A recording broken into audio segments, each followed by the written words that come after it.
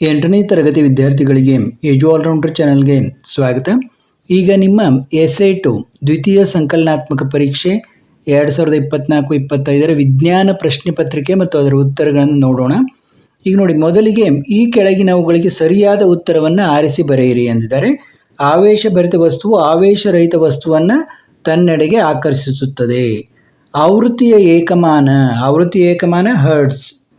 ಆವೃತ್ತಿಯ ಏಕಮಾನ ಏನು? ಹರ್ಟ್ಸ್. ಇನ್ನು ಮೂರನೇ ಪ್ರಶ್ನೆ ನೋಡಿ, ಈ ಕೆಳಗಿನ ಪ್ರಶ್ನೆಗಳಿಗೆ ಒಂದು ವಾಕ್ಯದಲ್ಲಿ ಉತ್ತರಿಸಿರಿ ಎಂದಲ್ಲಿ ಸ್ಥಾಯಿ ಘರ್ಷಣೆ ಎಂದರೇನು? ನಿಶ್ಚಲ ಸ್ಥಿತಿಯಲ್ಲಿರುವ ಕಾಯವೊಂದು ಆ ಕ್ಷಣದಲ್ಲಿ ಚಲಿಸಲಾರಂಭಿಸಲು ವಿರೋಧಿಸುವ ಬಲವನ್ನು ಸ್ಥಾಯಿ ಘರ್ಷಣೆ ಎನ್ನುವರು. ಪ್ರತಿದೀಪ್ತ ವಸ್ತುಗಳು ಎಂದರೇನು? ನಾಲ್ಕನೇ ಪ್ರಶ್ನೆ, ಬೇರೆ ವಸ್ತುಗಳು ಬೆಳಕಿನಿಂದ ಹೊಳೆಯುವ ವಸ್ತುಗಳನ್ನು ಪ್ರತಿದೀಪ್ತ ವಸ್ತುಗಳು ಎಂದು ಕರೆಯುತ್ತೇವೆ. ಇನ್ನು ಈ ಕೆಳಗಿನ ಪ್ರಶ್ನೆಗಳಿಗೆ ಎರಡು ವಾಕ್ಯಗಳಲ್ಲಿ ಉತ್ತರಿಸಿರಿ ಅನ್ನುವಲ್ಲಿ ಐದನೇ ಪ್ರಶ್ನೆ ನೋಡಿ, ಈ ಕೆಳಗಿನ ಸಂದರ್ಭಗಳಲ್ಲಿ ಬಲ ಪ್ರಯೋಗಿಸುತ್ತಿರುವ ಮೂಲ ಮತ್ತು ಅದು ಯಾವ ವಸ್ತುವಿನ ಮೇಲೆ ವರ್ತಿಸುತ್ತದೆ ಎಂಬುದನ್ನು ಗುರುತಿಸಿ ಹಾಗೂ ಬಲದ ಪರಿಣಾಮವನ್ನು ತಿಳಿಸಿ. ಒಂದು ನಿಂಬೆಹಣ್ಣಿನ ತುಂಡನ್ನು ರಸ ಪಡೆಯಲು ಬೆರಳುಗಳ ನಡುವೆ ಹಿಂಡುವುದು. ನೋಡಿ, ನಿಂಬೆಹಣ್ಣಿನ ತುಂಡನ್ನು ರಸ ಪಡೆಯಲು ಬೆರಳುಗಳ ನಡುವೆ ಹಿಂಡಲು ಸ್ನಾಯು ಬಲವನ್ನು ಬಳಸಲಾಗುತ್ತದೆ. ಈ ಸ್ನಾಯು ಬಲವು ನಿಂಬೆಹಣ್ಣಿನ ಮೇಲೆ ಪ್ರಯೋಗವಾಗುತ್ತದೆ. ಅದರ ಪರಿಣಾಮವಾಗಿ ನಿಂಬೆಹಣ್ಣಿನ ಆಕಾರದಲ್ಲಿ ಬದಲಾವಣೆ ಆಗುತ್ತದೆ. ಯಾವಾಗ ನಾವು ನಿಂಬೆಹಣ್ಣನ್ನು ಹಿಂಡಿದಾಗ ಅದರ ಆಕಾರದಲ್ಲಿ ಬದಲಾವಣೆ ಆಗ್ತದೆ. ಅಥವಾ ಟೂತ್ಪೇಸ್ಟ್ ಟ್ಯೂಬ್ನಿಂದ ಪೇಸ್ಟನ್ನು ಹೊರತೆಗೆಯುವುದು. ನೋಡಿ, ಎಲ್ಲರೂ ಮಾಡ್ತಾ ಇರ್ತಾರೆ ಡೈಲಿ. ಟೂತ್ಪೇಸ್ಟ್ ಟ್ಯೂಬ್ನಿಂದ ಪೇಸ್ಟನ್ನು ಹೊರತೆಗೆಯಲು ಸ್ನಾಯು ಬಲವನ್ನು ಬಳಸಲಾಗುತ್ತದೆ. ಸ್ನಾಯು ಬಲವು ಟೂತ್ಪೇಸ್ಟ್ ಟ್ಯೂಬ್ನ ಮೇಲೆ ಪ್ರಯೋಗವಾಗುತ್ತದೆ. ಅದರ ಪರಿಣಾಮವಾಗಿ ಟ್ಯೂಬ್ನ ಆಕಾರದಲ್ಲಿ ಬದಲಾವಣೆ ಆಗುತ್ತದೆ. ಆಟಗಾರರು ಸ್ಟ್ರೈಕ್ ಇರುವ ಬೂಟುಗಳನ್ನು ಏಕೆ ಧರಿಸುತ್ತಾರೆ? ಸ್ಪೈಕ್ ಇರುವಂಥ ಬೂಟುಗಳನ್ನು ಏಕೆ ಧರಿಸುತ್ತಾರೆ ವಿವರಿಸಿರಿ ಎಂದಿದ್ದಾರೆ. ಆಟಗಾರರು ಸ್ಪೈಕ್ ಇರುವಂಥ ಬೂಟುಗಳನ್ನು ಏಕೆ ಧರಿಸುತ್ತಾರೆ? ಏಕೆಂದರೆ ಸ್ಪೈಕ್ಗಳು ಬೂಟುಗಳು ಮತ್ತು ನೆಲದ ನಡುವಿನ ಘರ್ಷಣೆಯನ್ನು ಹೆಚ್ಚಿಸುವುದರ ಮೂಲಕ ಓಡುವಾಗ ಹೆಚ್ಚು ಹಿಡಿತವನ್ನು ನೀಡುತ್ತವೆ. ಅಂದರೆ ಒಳ್ಳೆಯ ಗ್ರಿಪ್ ನೀಡ್ತಾವವು. ಈ ಥರ ಸ್ಪೈಕ್ಗಳಿದ್ದರೆ ಬೂಟುಗಳ ಕೆಳಗಡೆ ಅದು ಒಳ್ಳೆಯ ಗ್ರಿಪ್ಪನ್ನು ನೀಡ್ತದೆ. ಆದ ಕಾರಣ ಓಡುವಾಗ ಹೆಚ್ಚು ಹಿಡಿತ ನೀಡ್ತದೆ, ಇಲ್ಲದ್ರೆ ಜಾರಿ ಬಿದ್ದುಬಿಡ್ತಾರೆ. ಬೆಂಕಿ ಕಡ್ಡಿಯನ್ನು ಬೆಂಕಿ ಪೆಟ್ಟಿಗೆ ಒರಟು ಮೇಲ್ಮೈ ಮೇಲೆ ಗೀಚಿದಾಗ ಘರ್ಷಣೆಯಿಂದ ಬೆಂಕಿ ಹೊತ್ತಿಕೊಳ್ಳುತ್ತದೆ. ಅಥವಾ ಘರ್ಷಣೆಯು ಮಿತ್ರ ಮತ್ತು ಶತ್ರು ಎರಡೂ ಹೌದು ಎಂಬುದಕ್ಕೆ ಉದಾಹರಣೆಗಳನ್ನು ನೀಡಿರಿ ಎಂದಿದ್ದಾರೆ. ನಾವು ಕೆಲಸಗಳನ್ನು ಮಾಡಲು ವಸ್ತುಗಳನ್ನು ಕೈಯಲ್ಲಿ ಹಿಡಿಯಲು ಘರ್ಷಣೆಯು ಸಹಾಯ ಮಾಡುತ್ತದೆ. ನಾವುಗಳನ್ನು ನಡೆದಾಡಲು ನೆಲದ ಮೇಲೆ ಸ್ಥಿರವಾಗಿ ನಿಲ್ಲಲು ನಮ್ಮ ಪಾದಗಳು ಮತ್ತು ನೆಲದ ನಡುವಿನ ಘರ್ಷಣೆಯು ಸಹಾಯ ಮಾಡುತ್ತದೆ. ಇನ್ನು ಈ ಕೆಳಗಿನ ಪ್ರಶ್ನೆಗಳಿಗೆ 3-4 ವಾಕ್ಯಗಳಲ್ಲಿ ಉತ್ತರಿಸಿರಿ ಎಂದಿದ್ದಾರೆ. 7ನೇ ಪ್ರಶ್ನೆ ನೋಡಿ, ಶಬ್ದ ಮಾಲಿನ್ಯವು ಮಾನವರಿಗೆ ಹೇಗೆ ಹಾನಿಯನ್ನು ಉಂಟು ಮಾಡುತ್ತದೆ ಎಂಬುದನ್ನು ವಿವರಿಸಿರಿ. ನಮ್ಮ ಸುತ್ತಲಿನ ಅಧಿಕ ಗದ್ದಲವು ಆರೋಗ್ಯಕ್ಕೆ ಸಂಬಂಧಿಸಿದ ಅನೇಕ ಸಮಸ್ಯೆಗಳಿಗೆ ಕಾರಣವಾಗುತ್ತದೆ. ನಿದ್ರಾಹೀನತೆ, ಅತಿಯಾದ ರಕ್ತದೊತ್ತಡ, ಆತಂಕ ಮತ್ತು ಮುಂತಾದ ಅಸ್ವಸ್ಥತೆಗಳು ಶಬ್ದ ಮಾಲಿನ್ಯದ ಕಾರಣದಿಂದ ಉಂಟಾಗುತ್ತವೆ. ಅತಿಯಾದ ಶಬ್ದಕ್ಕೆ ನಿರಂತರವಾಗಿ ಗುರಿಯಾದ ವ್ಯಕ್ತಿಯು ತಾತ್ಕಾಲಿಕ ಅಥವಾ ಶಾಶ್ವತವಾಗಿ ಕಿವುಡುತನಕ್ಕೆ ಒಳಗಾಗಬಹುದು. ಶಾಶ್ವತ ಕಿವುಡುತನಕ್ಕೆ ಒಳಗಾಗಬಹುದು. ಅಥವಾ ಶಬ್ದ ಮಾಲಿನ್ಯವನ್ನು ನಿಯಂತ್ರಿಸಲು ಕೆಲವು ಕ್ರಮಗಳನ್ನು ಪಟ್ಟಿ ಮಾಡಿ ಎಂದಿದ್ದಾರೆ. ವಿಮಾನಗಳ ಎಂಜಿನುಗಳಲ್ಲಿ, ಸಾರಿಗೆ ವಾಹನಗಳಲ್ಲಿ, ಕಾರ್ಖಾನೆಗಳ ಯಂತ್ರಗಳಲ್ಲಿ ಮತ್ತು ಗೃಹೋಪಯೋಗಿ ಶಬ್ದಗಳಲ್ಲಿ ಶಬ್ದ ನಿವಾರಕಗಳನ್ನು ಅಳವಡಿಸಬೇಕು. ಅಂದರೆ ಸೈಲೆನ್ಸರ್. ಗದ್ದಲವನ್ನು ಉಂಟು ಮಾಡುವ ಎಲ್ಲ ಕಾರ್ಯಾಚರಣೆಗಳನ್ನು ವಾಸಸ್ಥಳಗಳಿಂದ ದೂರದಲ್ಲಿ ನಡೆಸಬೇಕು. ಗದ್ದಲವನ್ನು ಉಂಟು ಮಾಡುವ ಕೈಗಾರಿಕೆಗಳನ್ನು ವಾಸಸ್ಥಳಗಳಿಂದ ದೂರದಲ್ಲಿ ಸ್ಥಾಪಿಸಬೇಕು. ವಾಹನಗಳಲ್ಲಿ ಹಾರ್ನ್ಗಳ ಬಳಕೆಯನ್ನು ಕಡಿತಗೊಳಿಸಬೇಕು. ಟಿವಿ ಮತ್ತು ಮ್ಯೂಸಿಕ್ ಸಿಸ್ಟಮ್ಗಳ ಶಬ್ದಗಳನ್ನು ಕಡಿಮೆಗೊಳಿಸಬೇಕು. ಗದ್ದಲವು ವಾಸಸ್ಥಳಕ್ಕೆ ತಲುಪುವುದನ್ನು ನಿಯಂತ್ರಿಸಲು ಮತ್ತು ಮಾಲಿನ್ಯದಿಂದಾಗುವ ಹಾನಿಕಾರಕ ಪರಿಣಾಮಗಳನ್ನು ಕಡಿಮೆಗೊಳಿಸಲು ರಸ್ತೆ ಬದಿಗಳ ಉದ್ದಕ್ಕೂ ಮತ್ತು ಕಟ್ಟಡಗಳ ಸುತ್ತಕ್ಕೂ ಮರಗಳನ್ನು ಬೆಳೆಸಬೇಕು. ಇನ್ನು ಈ ಕೆಳಗಿನ ಪ್ರಶ್ನೆಗಳಿಗೆ 4 ಅಥವಾ 5 ವಾಕ್ಯಗಳಲ್ಲಿ ಉತ್ತರಿಸಿರಿ ಎಂದಿದ್ದಾರೆ. ನೀವು ನಿಮ್ಮ ಕಣ್ಣುಗಳ ಕಾಳಜಿಯನ್ನು ಹೇಗೆ ವಹಿಸುವಿರಿ ಎಂದು ವಿವರಿಸಿರಿ. ನೋಡಿ, ಸಮಸ್ಯೆ ಇದ್ದರೆ ನಾವು ಕಣ್ಣಿನ ತಜ್ಞರ ಬಳಿ ಹೋಗಿ ನಿಯಮಿತವಾಗಿ ತಪಾಸಣೆ ಮಾಡಿಸಿಕೊಳ್ಳುವುದು.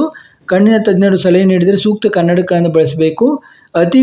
ಕಡಿಮೆ ಬೆಳಕು ಅಥವಾ ಅತಿಯಾದ ಬೆಳಕು ಕಣ್ಣುಗಳಿಗೆ ಒಳ್ಳೆಯದಲ್ಲ. ಅತಿ ಕಡಿಮೆ ಬೆಳಕು ಕಣ್ಣುಗಳಿಗೆ ಆಯಾಸ ಮತ್ತು ತಲೆನೋವು ಉಂಟು ಮಾಡುತ್ತದೆ.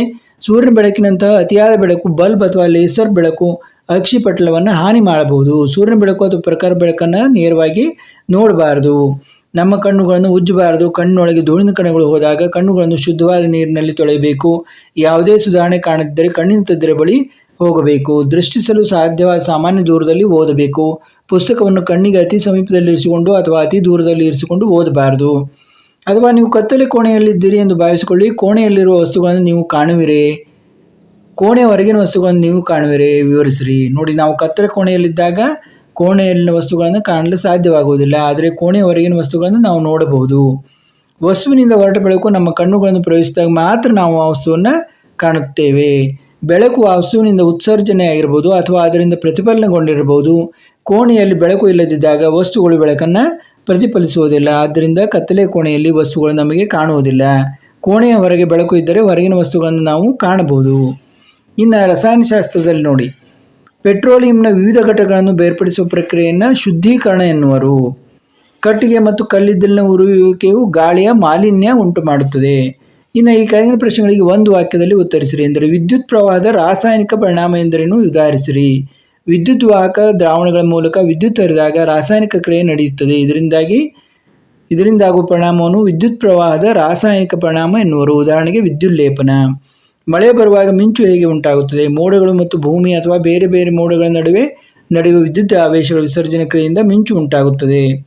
ಇನ್ನು ಕಾರಣ ಕೊಡಿ. ವಿದ್ಯುತ್ ಉಪಕರಣಗಳಿಂದ ಆಗುವ ಬೆಂಕಿಯನ್ನು ನಿಯಂತ್ರಿಸಲು ನೀರನ್ನು ಬಳಸುವುದಿಲ್ಲ.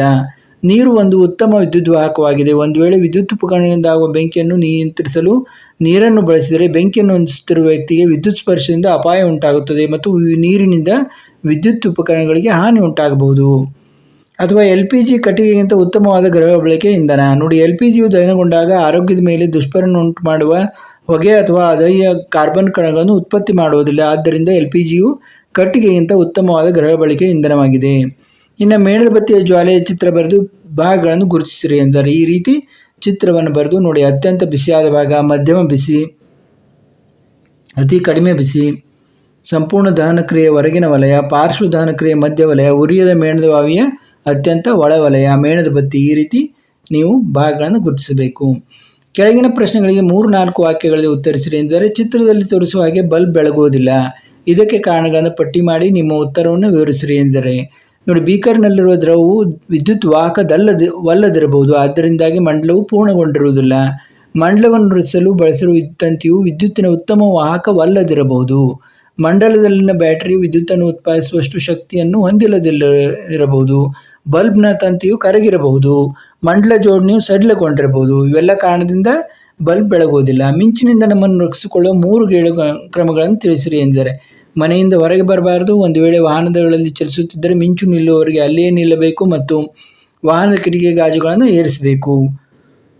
ವಿದ್ಯುತ್ ತಂತಿಗಳು, ವಿದ್ಯುತ್ ಕಂಬಗಳು, ದೂರವಾಣಿ ತಂತಿ, ಲೋಹದ ಕೊನೆಗಳು ಮುಂತಾದವುಗಳನ್ನು ಮುಟ್ಟಬಾರದು. ಹರಿಯುವ ನೀರಿನ ಸಂಪರ್ಕ ತಪ್ಪಿಸಲು ಗುಡುಗು ಸಹಿತ ಮಳೆಯ ಸಂದರ್ಭದಲ್ಲಿ ಸ್ನಾನ ಮಾಡುವುದು ಸೂಕ್ತವಲ್ಲ. ವಿದ್ಯುತ್ ಉಪಕರಣಗಳಾದ ಗಣಕಯಂತ್ರ ಅಥವಾ ದೂರದರ್ಶನ ಮುಂತಾದವುಗಳ ವಿದ್ಯುತ್ ಸಂಪರ್ಕ ಕಡಿತಗೊಳಿಸಬೇಕು. ಅಥವಾ 2 ಆವೇಶಭರಿತ ಬಲೂನ್ಗಳು ಪರಸ್ಪರ ವಿಕರಿಸುತ್ತವೆ ಹಾಗೂ ಒಂದು ಆವೇಶಭರಿತ ಬಲೂನ್ ಮತ್ತೊಂದು ಆವೇಶಭರಿತ ಬಲೂನನ್ನು ಆಕರ್ಷಿಸುವುದು ಏಕೆ, ವಿವರಿಸಿರಿ ಅಂತಂದಿದ್ದಾರೆ. ಆವೇಶಭರಿತ ಬಲೂನ್ಗಳ ಮೇಲಿರುವ ಆವೇಶಗಳ ಗುಣಲಕ್ಷಣಗಳು ಒಂದೇ ರೀತಿಯಾಗಿರುತ್ತವೆ. ಸಜಾತಿಯ ಆವೇಶಗಳು ಪರಸ್ಪರ ವಿಕರಿಸುವುದರಿಂದ 2 ಆವೇಶಭರಿತ ಬಲೂನ್ಗಳು ಪರಸ್ಪರ ವಿಕರಿಸುತ್ತವೆ. ಒಂದು ಆವೇಶಭರಿತ ಬಲೂನ್ನ ಮತ್ತೊಂದು ಆವೇಶಭರಿತ ಬಲೂನ್ ಹತ್ತಿರ ತಂದಾಗ ಆವೇಶಭರಿತ ಬಲೂನ್ನಿಂದಾಗಿ ಆವೇಶರಹಿತ ಬಲೂನ್ ಮೇಲೆ ಆವೇಶಭರಿತವಾಗುತ್ತದೆ ಮತ್ತು ವಿರುದ್ಧವಾಗಿರುತ್ತವೆ. ವಿಜಾತಿಯ ಆದೇಶಗಳು ಪರಸ್ಪರ ಆಕರ್ಷಿಸುವುದರಿಂದ ಒಂದು ಆವೇಶಭರಿತ ಬಲೂನ್ ಮತ್ತೊಂದು ಆವೇಶಭರಿತ ಬಲೂನನ್ನು ಆಕರ್ಷಿಸುತ್ತದೆ. ಇನ್ನು ನೋಡಿ, ಈ ಕೆಳಗಿನ ಪ್ರಶ್ನೆಗಳಿಗೆ 4-5 ವಾಕ್ಯಗಳಲ್ಲಿ ಉತ್ತರಿಸಿರಿ ಅಂತಂದರೆ, ವಿಡಿಯೋ ತುಂಬ ದೊಡ್ಡದಾಗುವುದರಿಂದ ನೋಡ್ತಾ ಹೋಗಿ. CNG ಮತ್ತು LPGಗಳನ್ನು ಇಂಧನಗಳಾಗಿ ಬಳಸುವುದರ ಅನುಕೂಲತೆಗಳೇನು? ಉತ್ತರವನ್ನು ನೋಡ್ಬೋದು. ಮತ್ತು ಅಥವಾ ಪ್ರಶ್ನೆಯನ್ನು ಕೇಳಿದ್ದಾರೆ ನೋಡಿ, ಇಲ್ಲಿ ಅಲ್ಲಲ್ಲಿ ನಿಮಗೆ ಫಾಸ್ಟ್ ಆದರೆ ಪಾಸ್ ಮಾಡಿ ನೋಡಿ. ಕಲ್ಲಿದ್ದಲು ಡಾಂಬರುಗಳ ಲಕ್ಷಣ ಮತ್ತು ಉಪಯೋಗಗಳನ್ನು ಪಟ್ಟಿ ಮಾಡಿ ಅಂತಂದಿದ್ದಾರೆ. ಉಪಯೋಗಗಳನ್ನು ಇಲ್ಲಿ ನೋಡ್ಬೋದು ನೀವು. ಇನ್ನು ಭಾಗ ಈ ಜೀವಶಾಸ್ತ್ರ ನೋಡಿ, ಬಳೆಗಳನ್ನು ಬೆಳೆಯುವ ಮೊದಲ ಮಣ್ಣಿನ ಹದಗೊಳಿಸುವಿಕೆ ಮೊದಲ ಹಂತ ಆಗಿದೆ. ಸೂಕ್ಷ್ಮಜೀವಿಗಳನ್ನು ಸೂಕ್ಷ್ಮದರ್ಶಕದ ಸಹಾಯದಿಂದ ಕಾಣಬಹುದು. ರೂಪ ಪರಿವರ್ತನೆ ಎಂದರೇನು? ಉದಾಹರಣೆಗಳನ್ನು ಕೊಡಿ ಎಂದಿದ್ದಾರೆ. ಋತುಬಂಧ ಎಂದರೇನು? ನೋಡಿ, ಉತ್ತರಗಳನ್ನು ನೋಡ್ತಾ ಹೋಗಿ. ನೀರಾವರಿ ಎಂದರೇನು? ನೀರನ್ನು ಉಳಿತಾಯ ಮಾಡುವ ನೀರಾವರಿಯ 2 ವಿಧಾನಗಳನ್ನು ವಿವರಿಸಿರಿ ಎಂದರೆ, ನೋಡಿ, ತುಂತುರು ನೀರಾವರಿ, ಹನಿ ನೀರಾವರಿ. ಖಾರಿಫ್ ಬೆಳೆಗಳು ಎಂದರೇನು? ಉದಾಹರಣೆ ಕೊಡಿ ಎಂದಿದ್ದಾರೆ. ಅಮೀಬಾ ಅಥವಾ ಪ್ಯಾರಾಮೀಷಿಯಂ ಚಿತ್ರ ಬರೆಯಿರಿ. ನೋಡಿ, ಚಿತ್ರಗಳನ್ನು ಇಲ್ಲಿ ಬರೆಯಲಾಗಿದೆ. ಮತ್ತು ಕೆಳಗಿನ ಪ್ರಶ್ನೆಗಳಿಗೆ 3-4 ವಾಕ್ಯಗಳಲ್ಲಿ ಉತ್ತರಿಸಿರಿ. ಅರಣ್ಯನಾಶದಿಂದ ಪರಿಸರದ ಮೇಲೆ ಆಗುವ ಪರಿಣಾಮಗಳು ಯಾವುವು ಅಂತ ಕೇಳಿದ್ದಾರೆ. ಅಥವಾ ಮೀಸಲು ಜೀವಗೋಳ ಮತ್ತು ರಕ್ಷಿತ ಜೀವಗೋಳ ಎಂದರೇನು? ನೋಡಿ, ಒಂದು ಮೀಸಲು ಜೀವಗಳು ತನ್ನೊಳಗೆ ಇತರ ಸಂರಕ್ಷಿತ ಪ್ರದೇಶಗಳನ್ನು ಹೊಂದಿರಬಹುದು ಎಂಬುದಕ್ಕೆ ಒಂದು ಉದಾಹರಣೆ ಕೊಡಿ ಎಂದಿದ್ದಾರೆ. ಮಾನವರಲ್ಲಿನ ಹೆಣ್ಣು ಅಥವಾ ಗಂಡು ಸಂತಾನೋತ್ಪತ್ತಿ ಅಂಗಗಳ ಚಿತ್ರ ಬರೆದು ಭಾಗಗಳನ್ನು ಹೆಸರಿಸಿರಿ ಎಂದಿದ್ದಾರೆ. ಪ್ರೌಢಾವಸ್ಥೆಯಲ್ಲಿ ಆಗುವ ದೈಹಿಕ ಬದಲಾವಣೆಗಳನ್ನು ಪಟ್ಟಿ ಮಾಡಿ ಅಂತ ಕೇಳಿದ್ದಾರೆ. ಅಥವಾ ತಂದೆಯ ಲಿಂಗ ವರ್ಣತಂತುಗಳು ಹುಟ್ಟಲಿರುವ ಮಗುವಿನ ಲಿಂಗವನ್ನು ನಿರ್ಧರಿಸುವ ಹೇಗೆ ವಿವರಿಸಿರಿ ಅಂತ ಹೇಳಿದ್ದಾರೆ. ನೋಡಿ, ಉತ್ತರಗಳನ್ನು ನೋಡ್ತಾ ಹೋಗಿ.